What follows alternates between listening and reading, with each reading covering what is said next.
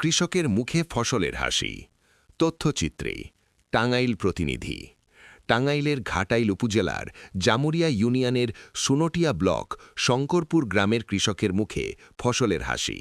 বহু বছর পর তারা এবছর গমের বাম্পার ফলন ফলিয়েছে, যে কারণে কৃষক অনেক খুশি। কৃষকগণ বলছে, উপসহকারী কৃষি কর্মকর্তা রুহুল আমিনের পরামর্শ ও উৎসাহ এর কারণে আমরা এবছর গম চাষ করেছি। তাছাড়াও সার, বীজ ও কীটনাশক পেয়েছি। এখন থেকে প্রতি বছর আমরা কৃষি কর্মকর্তাদের পরামর্শ নেব, যাতে আমরা লাভবান হতে পারি। মোহাম্মদ আমিন আজাদ, রুহুল আমিনের স্যারের উপস্থিতিতে আমি কৃষি অফিস থেকে অনেক গম এই বছরের মধ্যে আমি তার সহযোগিতায় অনেক আবাদ ভালো পাইছি।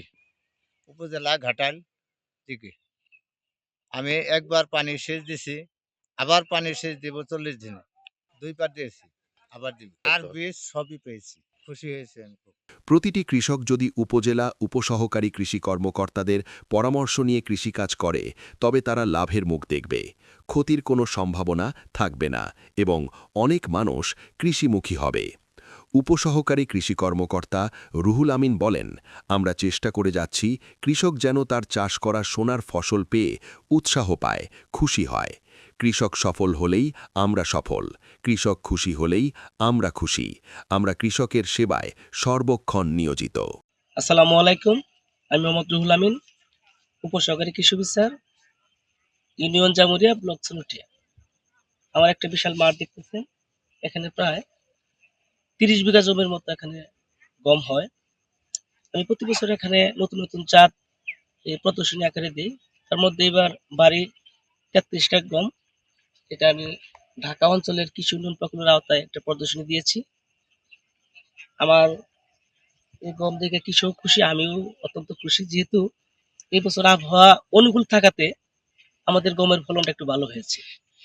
আর কৃষককে আমি 3টা সেচ দিতে পরামর্শ দিয়েছি, যে গমটা বপনের 20 দিন থেকে 25 দিনের মধ্যে একটা সেচ দিবেন, দ্বিতীয় সেচটা দিবেন 40 থেকে 45 দিন বয়সে, তৃতীয়টা দেবেন 50 থেকে 60 দিন বয়সে। তাতে 2টা সেচ এদের কমপ্লিট হয়েছে।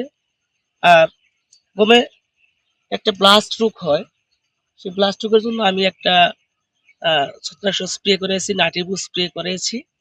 আলহামদুলিল্লাহ, একটা স্প্রেতে ইনশাল্লাহ কাজ হয়ে গেছে। আমি একটা স্প্রে দিতে বলেছি, যে আরো সুন্দরভাবে ফসলটা হারভেস্ট করার জন্য রোগ এবং পোকামাকড় মুক্ত আরেকটা স্প্রে দিবেন।